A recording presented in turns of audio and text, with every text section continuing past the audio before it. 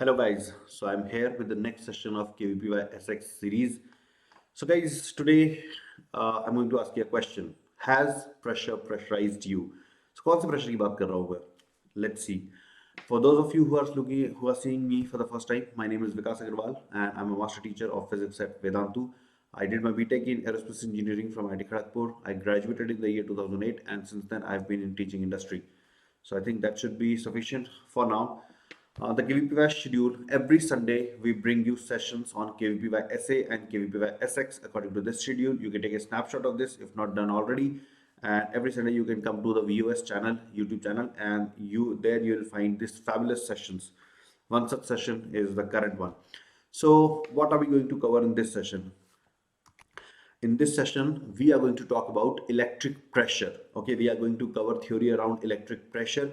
You may be knowing a bit about it, okay, but we are going to have a look at the complete story.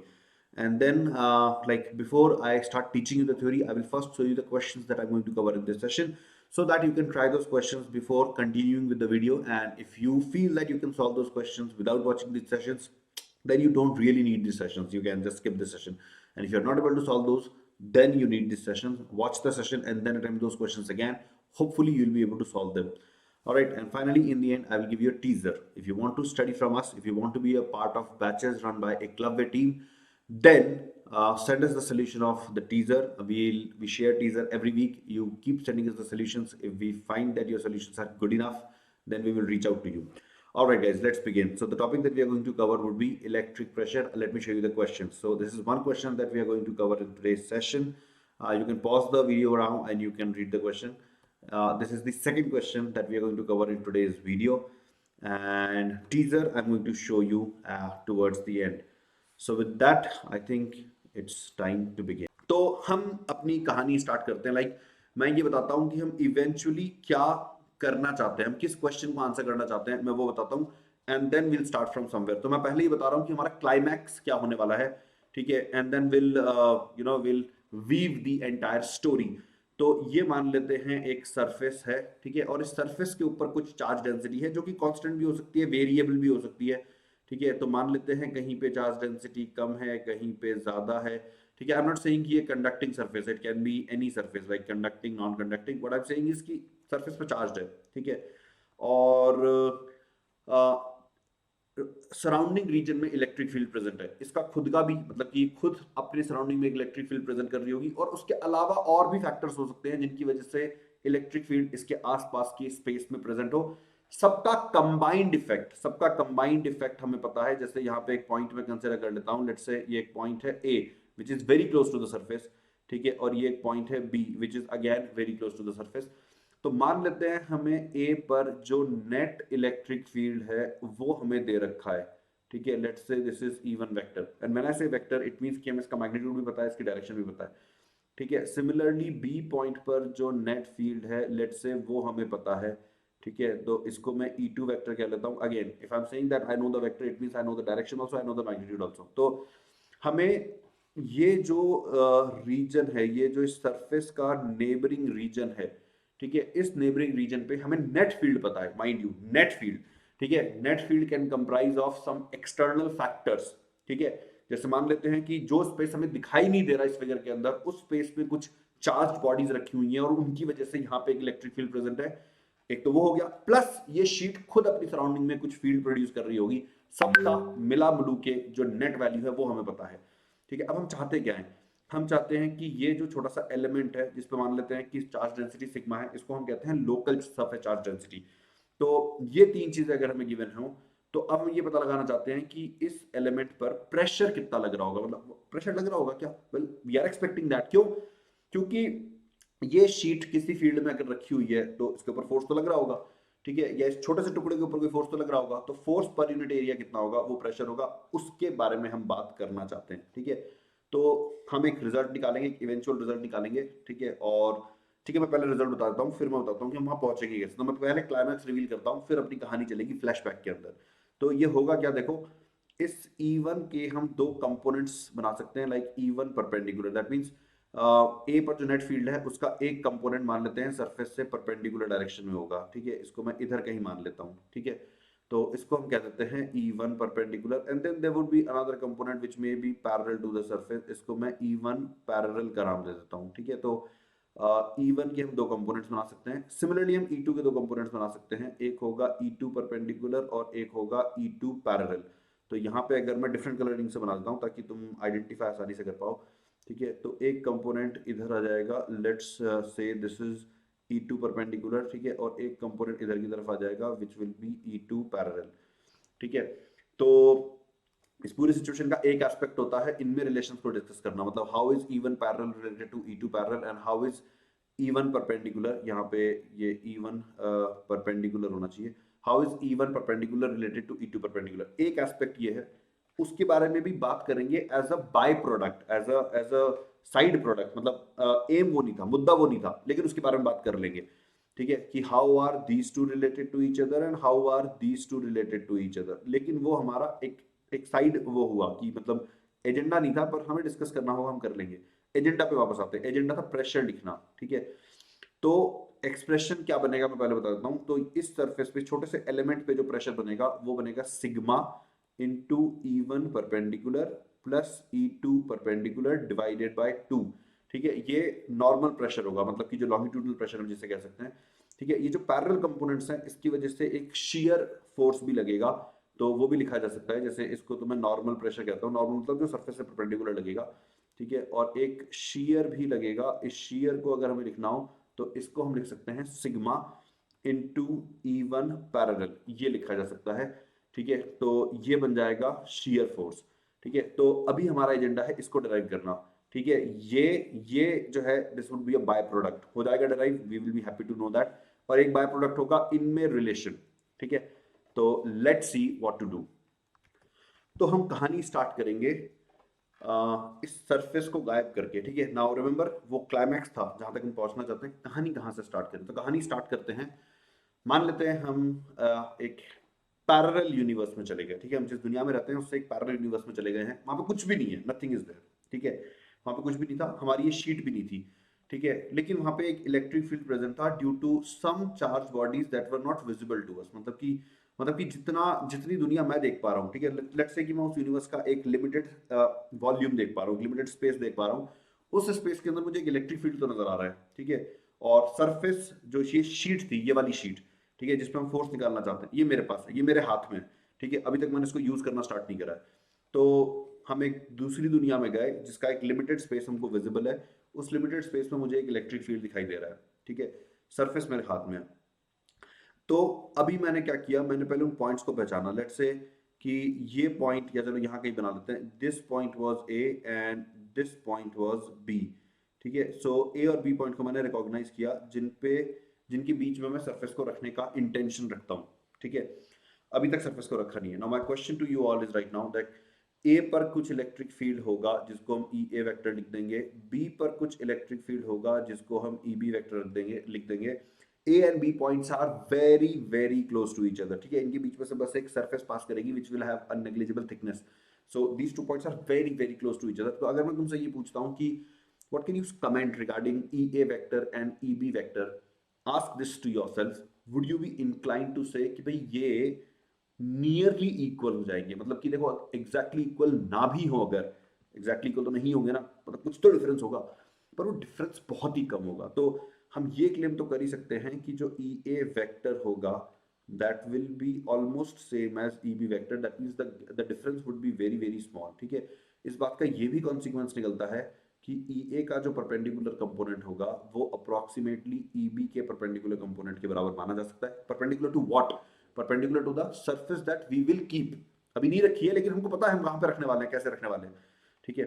तो इसी तरीके से ई A parallel जो होगा that would be nearly equal to E B parallel. तो ये जो nearly equal कह रहा हूं मैं, इसको मैं एज इक्वल ही ट्रीट करने की प्लानिंग कर रहा हूं, मतलब आई विल डू दैट, ठीक है। I am assuming that these two are very very close to each other. तो जो डिफरेंस होगा वो इतना छोटा होगा कि अगर वो डिफरेंस कहीं पे भी किसी फाइनाइट क्वांटिटी में ऐड या सब्ट्रैक्ट करना पड़े तो कोई फर्क ही नहीं पड़ेगा, मतलब उसको ऐड या सब्ट्रैक्ट ना भी करो तो एक ही बात रहेगी।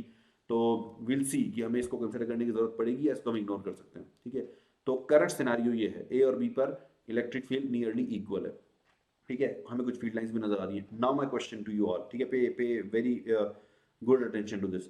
सपोज हमने सरफेस को रख दिया, ठीक है। सरफेस को रखने के बाद my first question to you all, and you should pause the video, say it aloud so that you know that you have committed to an answer, you have committed yourself to an answer, and then you figure out whether your answer is correct or not. My question is, इस surface को रखने के बाद क्या हम surrounding space में जो net electric field है वो सेम एक्सपेक्ट कर रहे हैं? सेम का मतलब जो सरफेस को रखने से पहले थी, ठीक है। या अगर मैं क्वेश्चन को और प्रिसाइसली पूछूं, तो इस शीट को रखने के बाद क्या मैं एक्सपेक्ट कर रहा हूं कि ए पॉइंट और बी पॉइंट पर इलेक्ट्रिक फील्ड अभी भी इन दोनों वेक्टर्स से रिप्रेजेंट हो जाएगी? Am I expecting that net electric field at A and B after keeping the surface, will it still remain the same? Think, commit to an answer. Now proceed in the video.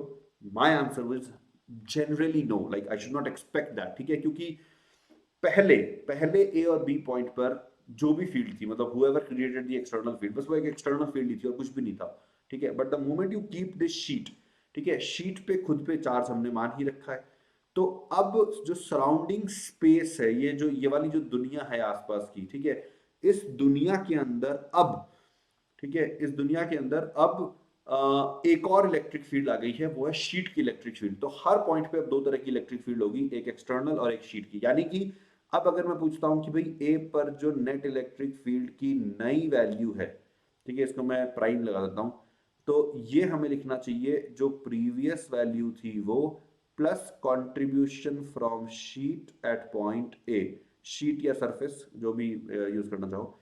इसी तरीके से B पर जो net value थी, B पर जो net value अब होगी, उससे हम लिखेंगे EB plus E at sheet due to B point, sorry, yeah, everything is okay, not due to B but at B, मैंने due to B कह दिया, which is not the right thing to say.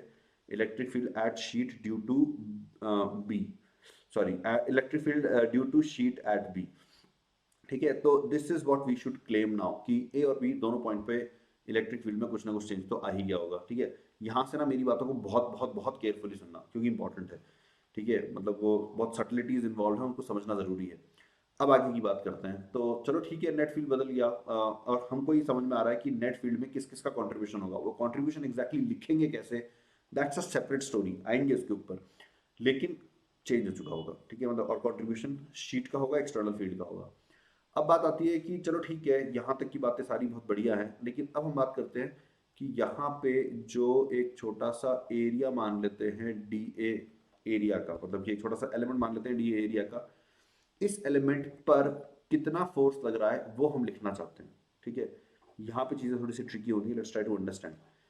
अगर तुम इस element पर force लिखना चाहते हो, ठीक है, तो इस एलिमेंट के अलावा जिन एंटिटीज ने इलेक्ट्रिक फील्ड प्रोड्यूस कर रखा है, या इस एलिमेंट के अलावा जो एंटिटीज हैं उनके इलेक्ट्रिक फील्ड को हमें यूज करके इस एलिमेंट के चार्ज से मल्टीप्लाई करना होगा, ठीक है। वेरी इंपॉर्टेंट आइडिया कि इस एलिमेंट को छोड़ दो, इसके अलावा जो बचा उसका फील्ड कंसिडर करो। यानी कि अब मुझे एक और चीज करनी पड़ेगी, जैसे अभी तक मैंने क्या कर रखा था, यहां पे मैंने क्या कर रखा था, मैंने शीट को एक सिंगल एंटिटी मान रखी थी, so we had two entities, the external field and the sheet, ठीक है। अब क्योंकि मुझे इस एलिमेंट पर फोर्स दिखना है, तो मुझे इस एलिमेंट को तो एक सिंगल एंटिटी की तरह ट्रीट करना पड़ेगा, ठीक है। तो इसको अगर मैं एंटिटी 1 मान लेता हूं, तो इसके अलावा जो शीट बच गई है वो बन जाएगी एंटिटी 2, और जो एक्सटर्नल एजेंट था वो बन जाएगा एंटिटी 3, ठीक है। So what I am trying to suggest कि ए पॉइंट पर जो नेट फील्ड है, ठीक है, उसे एक्चुअली अब हमें ऐसे लिख लेना चाहिए कि ए पॉइंट पर जो एक्सटर्नल फील्ड था प्लस जो शीट का कंट्रीब्यूशन था उसे भी हमें स्प्लिट कर देना चाहिए, like I should write it as E2, ठीक है, जो सेकेंड पार्ट है, जो शीट का सेकेंड पार्ट है, उसकी वजह से ए पॉइंट पर फील्ड प्लस E1, ठीक है, E1 की वजह से ए पॉइंट पर फील्ड, ठीक है। E1 क्या है गाइस, एक चीज थोड़ा केयरफुल रहना, 1 और 2 मैंने शुरुआत में यूज कर लिए थे to represent the net electric field at A and B. अभी मैं नेट की तरह यूज नहीं कर रहा हूँ, देखो मैं केवल E1 नहीं लिख रहा हूँ, E2 एट ए और E1 एट, मतलब कि या चलो थोड़ा ध्यान रखना इस चीज का, ठीक है। ये 2 रिप्रेजेंट कर रहा है रिमेनिंग शीट की वजह से फील्ड, ठीक है। तो यहाँ तक सब कुछ सही है। तो मतलब हमारा एजेंडा ये है कि इस एलिमेंट पे हम फोर्स लिखना चाहते हैं, ठीक है, जो वन एलिमेंट है उस पर हम फोर्स लिखना चाहते हैं। उसके लिए हम करें क्या, तो उसके लिए हमें इस फील्ड को डिसरिगार्ड करके रिमेनिंग फील्ड को मल्टीप्लाई कर देना चाहिए इसके साथ, यानी कि हमें करना चाहिए कि ए पॉइंट पर जो एक्सटर्नल फील्ड था वो प्लस ए पॉइंट पर जो रिमेनिंग शीट ने फील्ड प्रोड्यूस करा है वो, इस पूरे को मल्टीप्लाई कर देना चाहिए इसके चार्ज के साथ। ये जो एलिमेंट का चार्ज है इसको मैं dq1 लिख देता हूँ। देखो ये बात समझ में आ रही है। यहाँ पे एक और प्रमाइस है, यहाँ पे प्रमाइस ये है कि ए पॉइंट पर जो फील्ड है इस एलिमेंट पर भी हम वही फील्ड मान लेंगे, because A point is very very close to the surface. ठीक है, you could have used point B also, मतलब ऐसा कोई ए में कोई विशेषता नहीं है, तुम चाहो तो हमें बी भी यूज कर सकते थे। ठीक है, तो इतना करने के बाद अब मुझे समझ में आ रहा है कि मुझे चाहिए क्या, मुझे ये वाली वैल्यू चाहिए। मुझे ये पता करना है कि एक्सटर्नल फील्ड का और जो शीट का रिमेनिंग पार्ट है यानी कि 2, उसकी वजह से ए पर कितना फील्ड है ये मुझे पता करना है। ठीक है, तो चलो इस दिशा में सोचना स्टार्ट करते हैं। ठीक है guys, I think you may be thinking कि ये थोड़ा सा ओवरवेलमिंग होता जा रहा है तुम लोगों के लिए, बट कंटिन्यू वाचिंग दिस। ठीक है यार, कोई स्टेटमेंट अगर नहीं समझ में आ रही है ना तो पीछे जाके दोबारा रिव्यू करके देखो, बिकॉज ये बहुत अच्छी चीज है। ठीक है, मतलब देखो हार्ड चीज को समझने के लिए एफर्ट तो मारनी पड़ेगी ना, तो अगर तुमको ऐसा लग रहा है कि यार ये तो नहीं समझ में आ रहा है, ठीक है, do not give up, continue watching, keep going back, listen to the same thing, try to think on the same thing on your own। ठीक है, एंड प्रोसीड। बहुत मजा आएगा तुम्हें जब हम आगे बढ़ेंगे। तो अभी आगे बढ़ते हैं।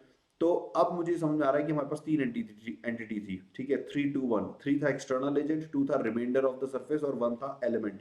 ठीक है, एक एक करके तीनों का कॉन्ट्रीब्यूशन देखते हैं। ठीक है, तीनों का कॉन्ट्रीब्यूशन देखते हैं इलेक्ट्रिक फील्ड एट ए पर। ठीक है, तो ए पॉइंट पर एक्सटर्नल फील्ड की वजह से जो कंट्रीब्यूशन था वो हमने शुरू में ही बात कर ली थी उसकी। तो ठीक है, एक्स्ट्रा वो हमने जैसे ड्रॉ भी किया था कि ई ए परपेंडिकुलर और ई ए पैरेलल। ठीक है, यही वर्ड्स यूज किए थे क्या हमने, ई A perpendicular E A parallel. तो एक्सटर्नल एजेंट का तो ये कंट्रीब्यूशन था। इनफैक्ट बी पर भी इसी तरह का कंट्रीब्यूशन रहा होगा। ठीक है, अगर हम बी को भी इसके बगल में बना दूं, एकदम बगल में बनाऊंगा तो फिगर हॉच पॉच हो जाएगा, तो थोड़ा इधर साइड में बना देते हैं। तो बी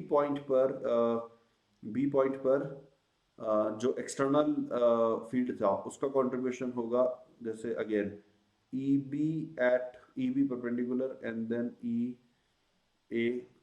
ई बी पैरेलल। ठीक है, and remember that we were planning to claim this, like we claim this कि ये दोनों आपस में इक्वल हैं और ये दोनों आपस में इक्वल है। Remember this. ठीक है, ये हमने एक्सटर्नल फील्ड का सारा हिसाब कंसिडर कर लिया है। ठीक है, अब आते हैं अब आते हैं फर्स्ट एंटिटी पर। ठीक है, फर्स्ट एंटिटी पर आते हैं हम अपन। फर्स्ट एंटिटी क्या थी, फर्स्ट एंटिटी थी वो एलिमेंट। ठीक है, let's go back and check. So the first element, ये फर्स्ट एंटिटी एलिमेंट था। तो इस एलिमेंट की वजह से जिसपे की चार्ज डेंसिटी सिग्मा है, अगर हम एक ऐसे पॉइंट पर फील्ड लिखना चाहें जो कि इसके बहुत क्लोज है, तो क्या हम ये मान सकते हैं कि ये एलिमेंट इस पॉइंट के लिए एक इनफाइनाइट शीट की तरह एक्ट कर रहा होगा।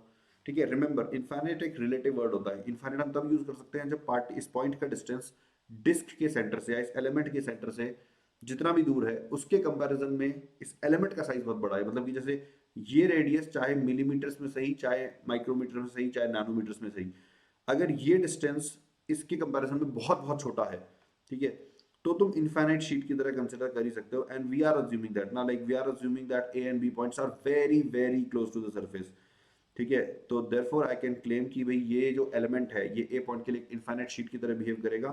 ठीक है, तो अगर ये इनफाइनाइट शीट की तरह बिहेव करेगा तो इधर फील्ड प्रोड्यूस करेगा सिग्मा बाय 2 एप्सिलॉन नॉट। ठीक है, सिमिलरली बी पॉइंट पर जो फील्ड प्रोड्यूस करेगा, ठीक है, this was point A and this was point B, यहाँ पे जो फील्ड प्रोड्यूस करेगा ये हो जाएगा sigma by 2 epsilon naught. There will not be any parallel component of field, remember infinite sheet की तरह बिहेव कर रहा है। ठीक है, तो ये हमने कंट्रीब्यूशन काउंट किया 3 का। देखो ये 3 का हमने कर लिया यहाँ पे। ठीक है, ये हमने कंट्रीब्यूशन काउंट कर लिया 1 का, लेकिन देखा जाए तो 1 में तो हमारा इंटरेस्ट ही नहीं था। ठीक है, 1 में हमारा इंटरेस्ट कहाँ था, हमारा तो 2 में इंटरेस्ट था मतलब इसकी वजह से और इसकी वजह से। बट 1 के बारे में हमने बात कर ली क्योंकि मैंने कहा था कि कुछ चीजें हम as a by product derive करेंगे, उसके लिए ये जरूरी था। ठीक है, अब बात करते हैं 2 की। ठीक है, तो 2 की बात करने के लिए पहले 2 को बना लेते हैं। तो 2 is the surface except this element, मतलब इस एलिमेंट को गायब कर देते हैं, उसके अलावा जो सरफेस है वो है। ठीक है, and where is this point A, so point A would be somewhere here very close to the surface and here. ठीक है, तो यहाँ पे देखो again I am making a claim. The claim is कि ये जो सरफेस है, ठीक है, ये जैसे मान लो जिस तरह से भी कर्व्ड थी, तो इस सरफेस के लिए भी वही लॉजिक एप्लीकेबल हो जाएगा जो एक्सटर्नल फील्ड के लिए था। मतलब कि इस सरफेस की वजह से ए पर जो भी कंट्रीब्यूशन आएगा, ठीक है, जैसे इस कंट्रीब्यूशन को सपोज मैं इधर की तरफ बना देता हूँ ऐसा एरो, तो ये मैं बना देता हूँ ई टू ए परपेंडिकुलर, ठीक है, और ऐसे ही एक ई टू ए पैरेलल आ जाएगा, ठीक है। सिमिलरली बी पर, ठीक है, बी पॉइंट पर भी हम यही क्लेम कर देंगे कि इधर की तरफ आ जाएगा, like whatever you have assumed for e to a, the same can be assumed for e to b perpendicular and e to b parallel. तो ये देखो हमने क्या किया, हमने हर पॉइंट पर तीनों के कंट्रीब्यूशन लिख लिए, तीन कौन, 1 2 और 3, ठीक है। इसमें से वन जो है वो केवल परपेंडिकुलर डायरेक्शन में कंट्रीब्यूट करेगा, दैट इज फॉर श्योर। बाकी के बारे में हमें पता नहीं है, इसलिए हमने सारे कंपोनेंट्स लिख लिए, ठीक है। तो right now what we have done, I tell you, there were three entities that was producing field on 2 points and expectedly there were two components for each field, ठीक है। तो we are looking at around 12 arrows, let's check, ठीक है। 12 में से दो zero हैं, यहाँ पे दो बनाए नहीं है, तो देखो 1 2 3 4, 4 arrows here, 4 arrows here, 8 and 2 arrows here, 10, ठीक है, दो जीरो हैं। सो पॉइंट ये है कि हमने सब कुछ कंसिडर कर लिया है, तीन एंटिटीज फील्ड प्रोड्यूस कर रही थी, दो पॉइंट पे कर रही थी, और हर पॉइंट पे हर एंटिटी के दो कंपोनेंट आने चाहिए थे। तो 12 एरो हमारे पास होने चाहिए थे, ये 12 के 12 एरो हमने ड्रॉ कर लिए हैं, ठीक है, क्योंकि हम मल्टीपल रिजल्ट्स निकालना चाहते हैं इसलिए। पहले बात करते हैं हमारे मेन एजेंडा की। हमारा मेन एजेंडा था डीएफ वेक्टर ऑन वन, इस एलिमेंट पे कितना फोर्स लग रहा है वो बताओ। तो एलिमेंट पर फोर्स निकालने के लिए जो एंटिटी, जिस चीज को हम कंसिडर नहीं करेंगे, जिसको हम डिस्कार्ड करेंगे, वो है ये, इस पे फोकस ही मत करो, ठीक है। मैंने एक छोटा सा क्रॉस लगा दिया अभी इधर, तो इस पे ध्यान ही मत दो, बाकी चीजों पे ध्यान दो, ठीक है। हमें या तो ए पॉइंट पर नेट फील्ड पता लग जाए, या फिर हमें बी पॉइंट पर नेट फील्ड पता लग जाए, तो हमारा काम हो जाएगा, ठीक है। एक्चुअली नेट नहीं, इसके अलावा जो पता लग जाए, मतलब इनको डिस्काउंट करके, यानी कि हमें चाहिए क्या, देखो, अगर मैं डी एफ, ठीक है, ये जो डी एफ ऑन वन है, तो D F on one vector के भी मैं दो कंपोनेंट्स की बात करना स्टार्ट कर देता हूँ, ठीक है। D F on one perpendicular to the surface, और df on one parallel to the surface, ठीक है। तो df on one perpendicular to the surface कैसे निकलेगा, वो निकलेगा dq इनटू, ठीक है, ये वाला फील्ड प्लस ये वाला फील्ड, नोटिस करो, ठीक है, यानी कि E A perpendicular plus E two A perpendicular, ठीक है। ये अच्छा, ये सेम चीज इसके भी इक्वल होगी, ठीक है, ई बी परपेंडिकुलर या फिर ई टू बी परपेंडिकुलर। तुम्हें दोनों को कंसिडर करने की जरूरत नहीं है, तुम या तो ए पॉइंट पर फील्ड देख लो या बी पॉइंट पर फील्ड देख लो, ठीक है। और इसी तरीके से D F on one parallel, ये किसके इक्वल होगा, ये होगा डी क्यू इंटू, ये होगा D Q into E A parallel plus E two A parallel.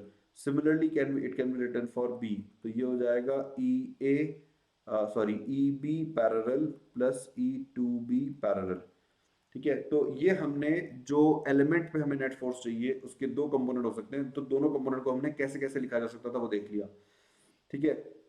यार सब कुछ कर लिया, बहुत अच्छी बात है, लेकिन मुझे अभी तक समझ में नहीं आ रहा कि प्रॉब्लम कहाँ है, मतलब कि why I just can't declare, why can I just declare कि this is the answer, problem क्या है, ठीक है। प्रॉब्लम ये है कि this is not the net field, ठीक है, रिमेंबर दिस। हमको like let's go back to the first slide, हमको चाहिए क्या था उस पर आते हैं, ठीक है। हमको नेट फील्ड गिवन होगा ए और बी पर, ठीक है, और नेट फील्ड के कंपोनेंट्स हम मान लेंगे कि हमें पता है, ठीक है। तो नेट फील्ड के कंपोनेंट्स को यूज करके हमें प्रेशर लिखना है, ठीक है। क्या ये सम नेट फील्ड को रिप्रेजेंट कर रहा है, नो, ठीक है। तो ये सम हमें नेट फील्ड की टर्म्स में एक्सप्रेस करना पड़ेगा, तब जाके बात बनेगी, ठीक है। तो ये प्रॉब्लम समझ आ रहा है ना, सारी कहानी यहाँ पे आके अटक रही है कि हमको नेट फील्ड की इंफॉर्मेशन होगी, इंडिविजुअल कंपोनेंट्स की इंफॉर्मेशन नहीं होगी, लेकिन हमें यूज इंडिविजुअल कंपोनेंट्स को करना है, तो हमें उस इंडिविजुअल कंपोनेंट को नेट फील्ड की टर्म्स में लेकर आना पड़ेगा। यानी कि अब मेरा जो इंटेंशन है, मेरा इंटेंशन है इसको एक्सप्रेस करना नेट फील्ड एट ए की टर्म्स में, ठीक है। तो करते हैं, तो नेट फील्ड एट ए पे करूंगा क्या भाई, अगर मैं ई ए नेट के बारे में सोचना स्टार्ट कर दूं, ई ए नेट के बारे में सोचना स्टार्ट कर दूं, ठीक है, तो अगेन मुझे ना अपनी थॉट प्रोसेस को सिंपल रखने के लिए दो कंपोनेंट्स के बारे में सोचना चाहिए, मुझे ई ए नेट का जो परपेंडिकुलर कंपोनेंट है उस पर फोकस करना चाहिए। इसी को हम ई वन परपेंडिकुलर भी कह रहे थे। ठीक है, कम बैक हेयर, हेयर सी, नेट को हम ई वन वेक्टर कह रहे थे और इसी को हम ई वन परपेंडिकुलर कह रहे थे। ठीक है, इसी तरीके से ई ए नेट का जो पैरेलल कंपोनेंट होगा, ठीक है, उसको हम ई वन पैरेलल कह रहे थे। ठीक है, तो ध्यान दो कि ई वन परपेंडिकुलर का मतलब हमें क्या करना है, हमें इस पे ये वाला वेक्टर प्लस ये वाला वेक्टर, ठीक है, प्लस ये वाला वेक्टर, इन तीनों को ऐड कर देना चाहिए। ठीक है, तो ये मैं क्या लिखूंगा, मैं लिखूंगा ई ए परपेंडिकुलर प्लस इसको ऐड कर देते हैं ई टू ए परपेंडिकुलर, ठीक है, माइनस सिग्मा बाय टू। देखो अब जरा, ठीक है, हमें ये वाला सम चाहिए था, ये वाला सम मुझे यहाँ नजर आ रहा है, और ये नेट फील्ड का परपेंडिकुलर कंपोनेंट है, वो तो हमें पता है। ठीक है, नाउ आई सी अ वे, ठीक है, मुझे कुछ कुछ चीजें दिखाई दे रही हैं। ठीक है, इसी तरीके से अब तुम सोचो जरा, अगर मैं ई टू परपेंडिकुलर के बारे में सोचूं, ठीक है, ई टू परपेंडिकुलर था बी पॉइंट पर नेट फील्ड का परपेंडिकुलर, तो ये वेक्टर प्लस ये वेक्टर प्लस ये वेक्टर से काम हो जाएगा, तो ये हो जाएगा ई बी परपेंडिकुलर, ठीक है, plus E two B perpendicular, यही नाम था, E two B perpendicular plus sigma by two epsilon not. ठीक है, तो नोटिस करो, हमें ये वाली वैल्यू पता है, हमें ये वाली वैल्यू पता है। अब यहाँ से मुझे क्या समझ में आ रहा है, ठीक है, अच्छा एक और चीज़ नोटिस करो कि हमने इन दोनों को इक्वल डिक्लेयर कर रखा है और इन दोनों को इक्वल डिक्लेयर कर रखा है। ठीक है, रिमेंबर ए और बी पॉइंट पर हमने इक्वल डिक्लेयर कर रखा है ना, हमने कह रखा है कि भाई ये और ये इक्वल हो जाएंगे। ठीक है, आई एम सॉरी, ये दोनों नहीं,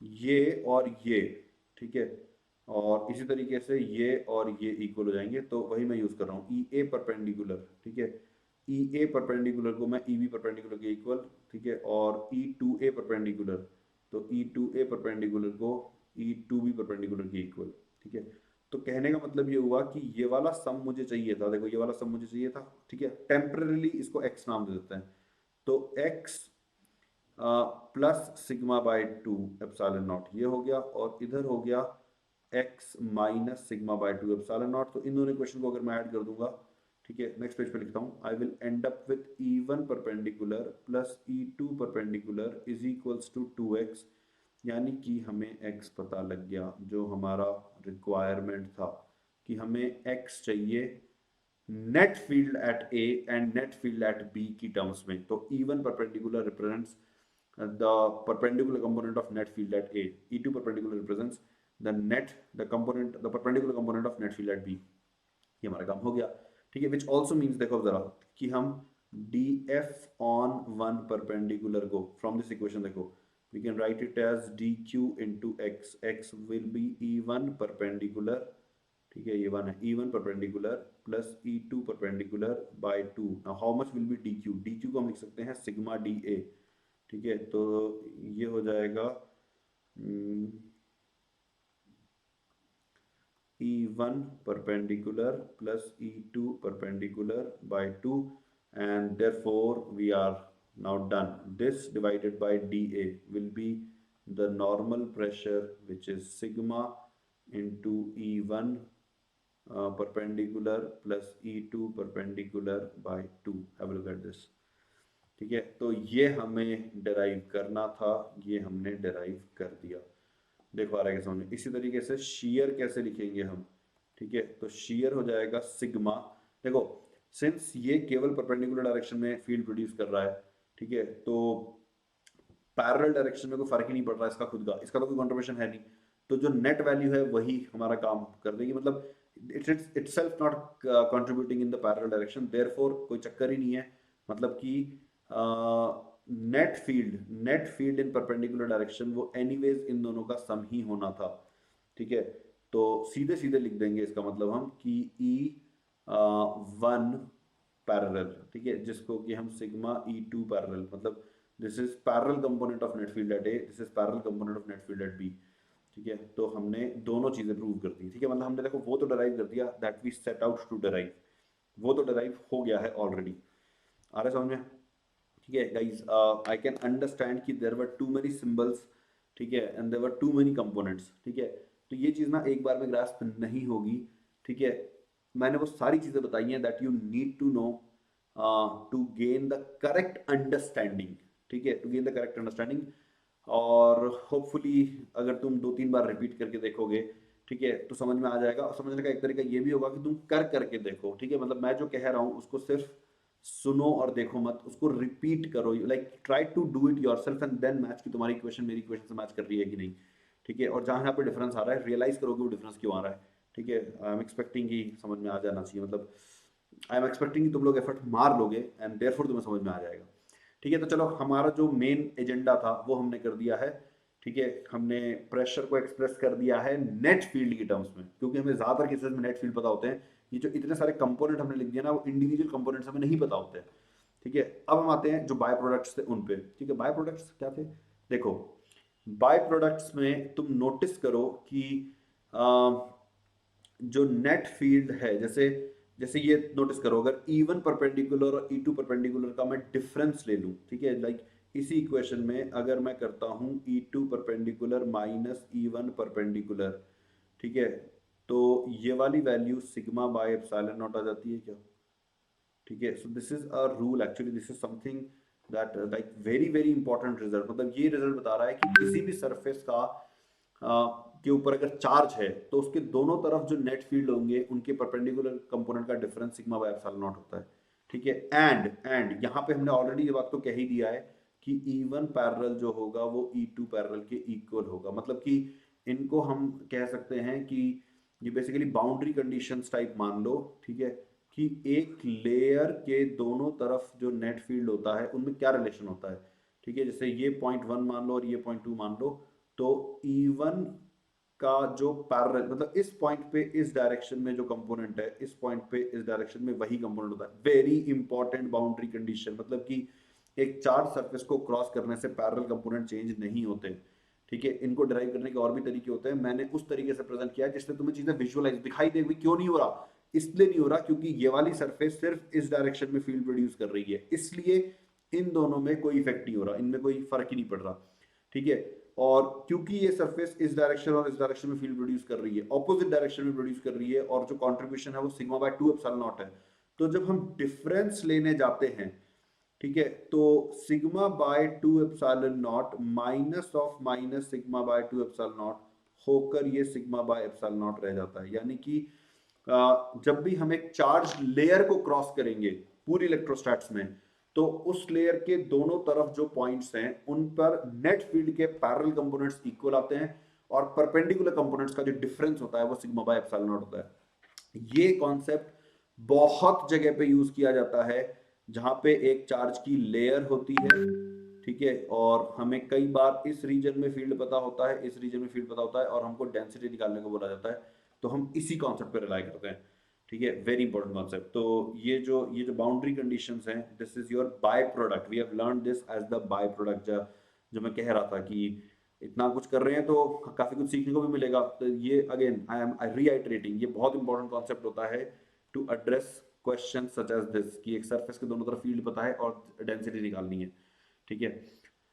ऑलराइट, तो ये एक बात हो गई, ठीक है। यहाँ से एक और चीज नोटिस करो कि अगर हमें इस पॉइंट पे नेट फील्ड पता है, यानी कि E1 परपेंडिकुलर पता है, E2 परपेंडिकुलर पता है, ठीक है, और E1 पैरेलल पता है, E2 पैरेलल पता है, ठीक है, तो हम सिग्मा को भी इनकी टर्म्स में एक्सप्रेस कर देंगे, एंड देयरफॉर हम प्रेशर को भी इनकी टर्म्स में लिख सकते हैं। मतलब कि ये जो चार कंपोनेंट है, E1 parallel, E2 parallel, E1 perpendicular, E2 perpendicular, इन चारों कंपोनेंट्स की फॉर्म में ही हम प्रेशर को लिख सकते हैं, क्योंकि सिग्मा भी जो रिमेनिंग टू कंपोनेंट्स है, जो पैरेलल कंपोनेंट्स है, उनकी टर्म्स में लिखा जा सकता है, ठीक है। आई एम सॉरी, सिग्मा उनकी टर्म्स में नहीं, सिग्मा खुद E1 परपेंडिकुलर और E2 परपेंडिकुलर की टर्म्स में लिखा जा सकता है, so that can be done here, ठीक है।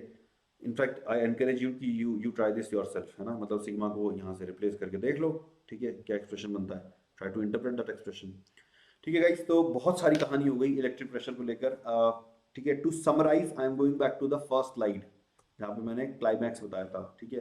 तो मैंने नॉर्मल प्रेशर की ये वाली वैल्यू बताई थी, शेयर प्रेशर की ये वाली वैल्यू बताई थी। It is imperative to keep in mind कि हमें गिवन क्या था, हमें गिवन था नेट फील्ड, ठीक है, net field at A and B, and when I say net what I intend to mean is that after keeping the surface, ठीक है, आफ्टर कीपिंग शीट, ठीक है, मतलब there was a field earlier, then we kept the sheet, then the field got modified, the modified values of field are known to us, उनकी terms में हमें pressure को express करना था। और it, I guess we have enough. We have spent enough time in understanding what is happening. Now let's apply them in the question. So coming to the first question, guys, ठीक है, हमसे कहा है कि इन सारी surfaces पर same surface charge density है, ठीक है, and that is let's say sigma, ठीक है, और अब हमें एक फेस पर फोर्स निकालना है बाकियों की वजह से। My first question to you all is, are we expecting कि इन सारे पॉइंट्स पर इलेक्ट्रिक फील्ड की वैल्यू सेम होगी, ठीक है, ये जो मैं पॉइंट्स मार्क कर रहा हूँ, well my guess is no, we have no reason to believe कि इन सब पे इलेक्ट्रिक फील्ड सेम होगा, तो अलग अलग हो सकता है, ठीक है, तो ठीक है, फिर देखते हैं क्या करना होगा।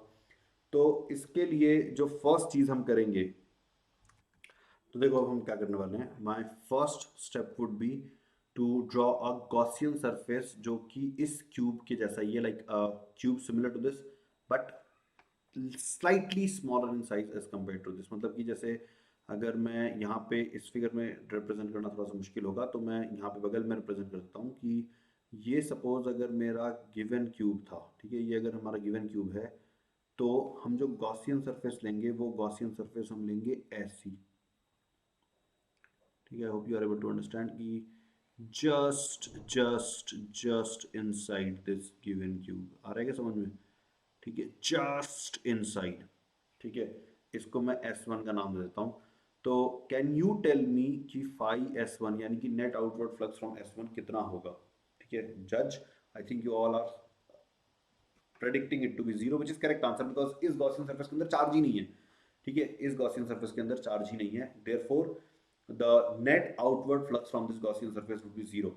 अब अगर मैं इस गॉसियन सरफेस की किसी भी एक फेस से नेट आउटवर्ड फ्लक्स के बारे में पूछूं, तो क्या तुम ये कहोगे कि टोटल को हमें 6 पार्ट में डिवाइड कर देना चाहिए because all the 6 faces are symmetrical, ठीक है, I believe you will say that, which also means which would also mean कि एक फेस से जो फ्लक्स पास कर रहा है वो जीरो हो जाएगा, ठीक है, mind you we are not claiming कि एक फेस जैसे ये गॉसियन सरफेस अंदर अगर बनती, ठीक है, वी आर नॉट सेइंग कि इन सारे पॉइंट्स पर electric field zero, we are not saying that, अलग अलग पॉइंट पर अलग अलग फील्ड हो सकता है, कुछ जगहों पर बाहर की तरफ हो सकता है, कुछ जगहों पर अंदर की तरफ हो सकता है, so the net flux through this surface, ठीक है, इस सरफेस से जीरो आ रहा है, ठीक है, so this is an important equation here, like this part is, तो ये हम वन डिक्लेयर कर रहे हैं, मतलब कि कहने का ये मतलब हुआ कि अंदर वाले पॉइंट्स पर जो नेट अलग अलग पॉइंट पे अलग अलग फील्ड होगा,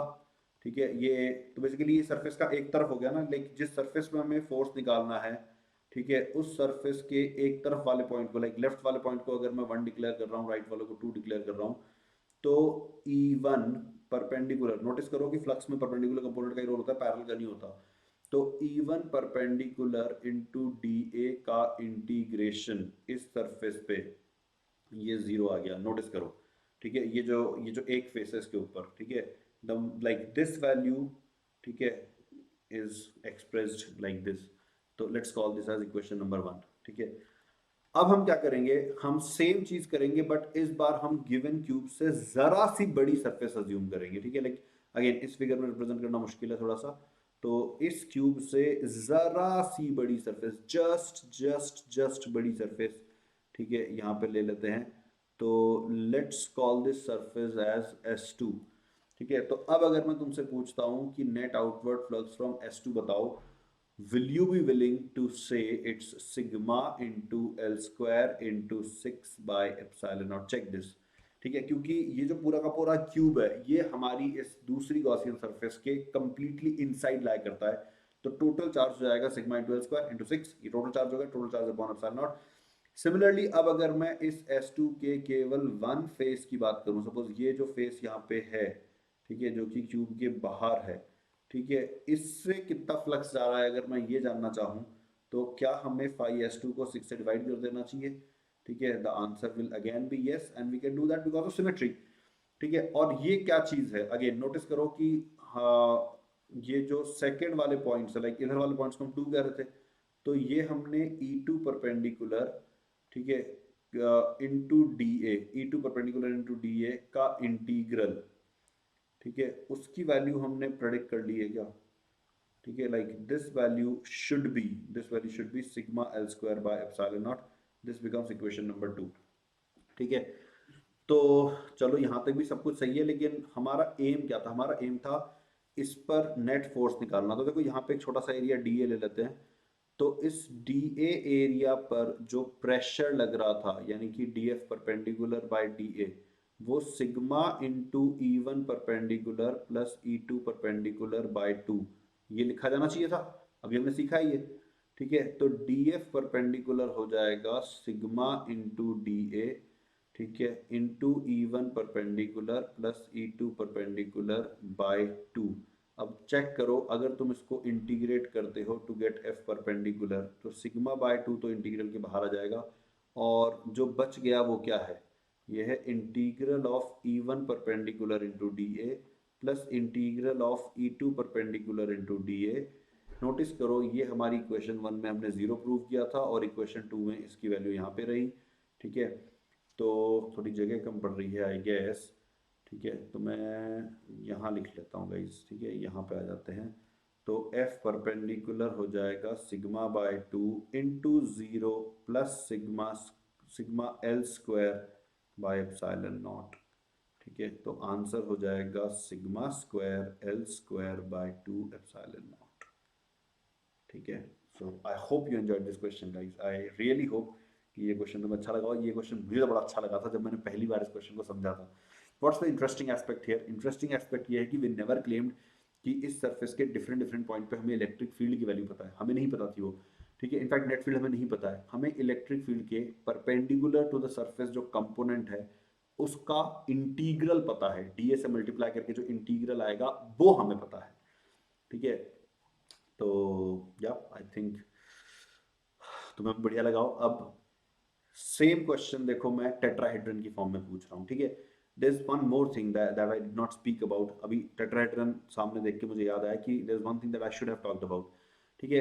before we started doing anything, इस क्वेश्चन को पढ़ के were be able to predict कि इस सरफेस पे फोर्स की डायरेक्शन क्या होगी, लाइक हमसे इस सरफेस पे फोर्स की डायरेक्शन पूछी गई थी, ठीक है। मैंने सीधा एक्सप्लेन करना स्टार्ट कर दिया, मैंने इस बारे में बात नहीं करी, बट करनी चाहिए। आर कैन वी प्रेडिक्ट कि वो फोर्स आएगा किस डायरेक्शन में, तो I think many of you will predict in this direction, and that's because of symmetry, ठीक है, that's because of the symmetry, क्योंकि अगर वो किसी एंगल पे आएगा तो सिमेट्री के आर्ग्यूमेंट्स जो हैं वो गलत हो जाएंगे, ठीक है, मतलब कि due to symmetry we have to say that it will act along this direction. तो ये एक इंपॉर्टेंट एस्पेक्ट है कि हमें पहले से पता था कि फोर्स की डायरेक्शन किधर आने वाली है, and therefore we were always interested in the F perpendicular component see here, ठीक है, बिकॉज जिस डायरेक्शन में नेट फोर्स आना है वो एफ परपेंडिकुलर की डायरेक्शन थी, ठीक है। Same thing will be said for a regular tetrahedron, so it's a regular tetrahedron of side L, okay, and we want to know force on one side, all the sides, there are a total of 4 faces, ठीक है, तो each face has got the same surface charge density, so again we want to know the force on any one face. So first thing is, can we predict the direction of force?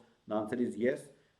We will drop a perpendicular from this vertex to this triangle, to the centroid of this triangle, and the force will be like this. So the force will again be perpendicular to the surface, and therefore we can adopt this the same method. Like वापस से हम एक छोटी surface, ठीक है, छोटी सी Gaussian surface, छोटी सी नहीं, इस टेट्राहेड्रन से जस्ट छोटी एक टेट्राहेड्रन शेप की गॉसियन सरफेस लेके उसमें से फ्लक्स को जीरो प्रूव कर देंगे, यानी कि ये भी जीरो प्रूव हो जाएगा, यानी कि phi S one one face वो भी जीरो प्रूव हो जाएगा, विच वुड मीन की integration of E one perpendicular, ठीक है, ई वन परपेंडिकुलर,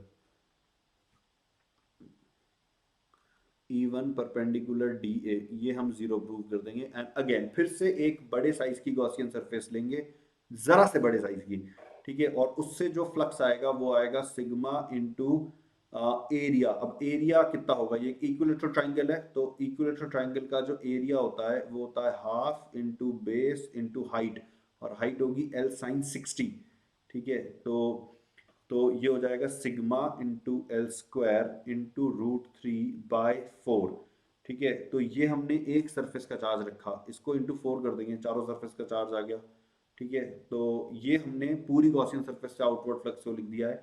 अब अगर मुझे phi S two one face निकालना है तो ये होगा phi S two by four, यानी कि ठीक है, इस फोर को हटा देता हूँ, मतलब नॉट यहाँ से नहीं हटाते हैं, थोड़ा गलत लगेगा बाद में देखने वालों को। ठीक है, बट वैल्यू कितनी हो जाएगी, वैल्यू हो जाएगी सिग्मा एल स्क्वायर, यहाँ लिखते हैं हम sigma L square root three by four epsilon nought. Check करना जरा, sigma L square root three by four epsilon not. ठीक है, and again everything else will remain same, ये हो जाएगा सिग्मा इंटू डी ए। हम फिर से यहाँ पे एक डी ए एरिया का एलिमेंट ले लेंगे, ठीक है, और उस पर जो परपेंडिकुलर फोर्स होगा वो हम लिखेंगे sigma D A into E one perpendicular plus E two perpendicular by two. ठीक है, और एफ परपेंडिकुलर हो जाएगा इनका integral, sigma by two A को बाहर निकाल देंगे।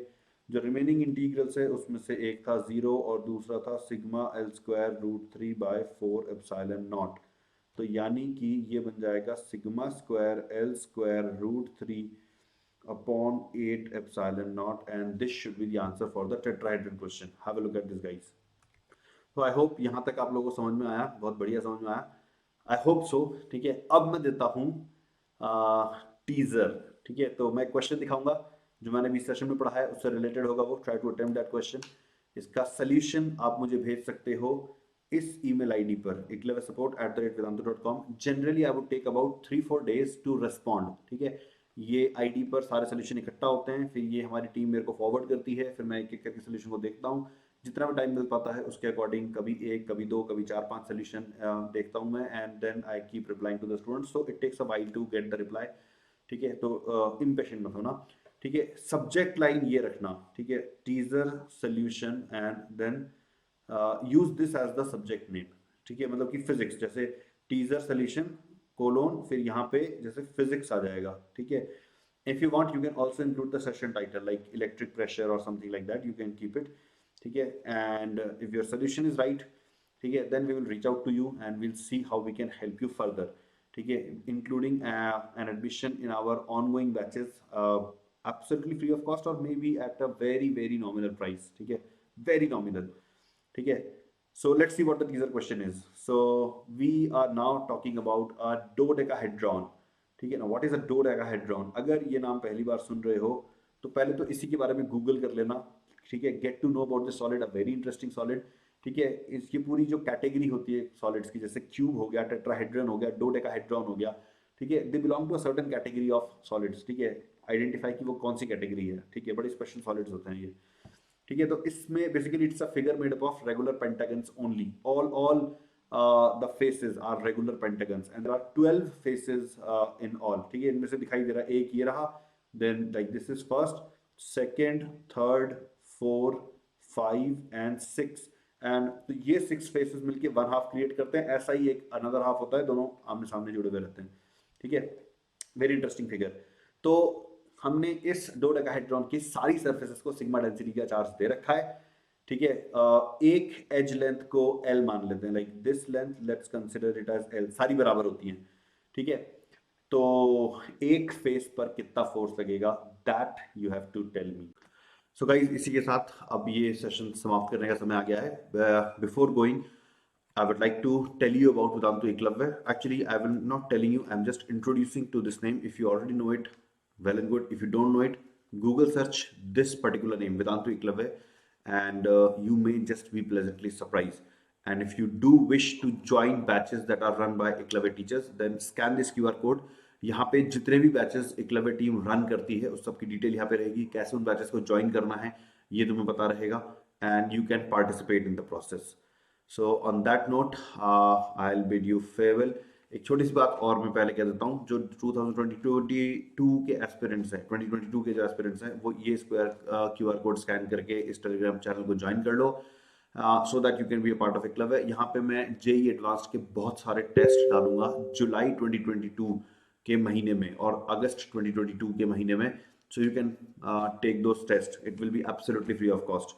ठीक है, अगर तुम नेक्स्ट ईयर 2023 के एस्पिरेंट हो तो ये QR कोड स्कैन करके टेलीग्राम चैनल ज्वाइन कर लो, so that next year Eklavya की जो फर्स्ट नोटिफिकेशन आएगी you would be aware of that.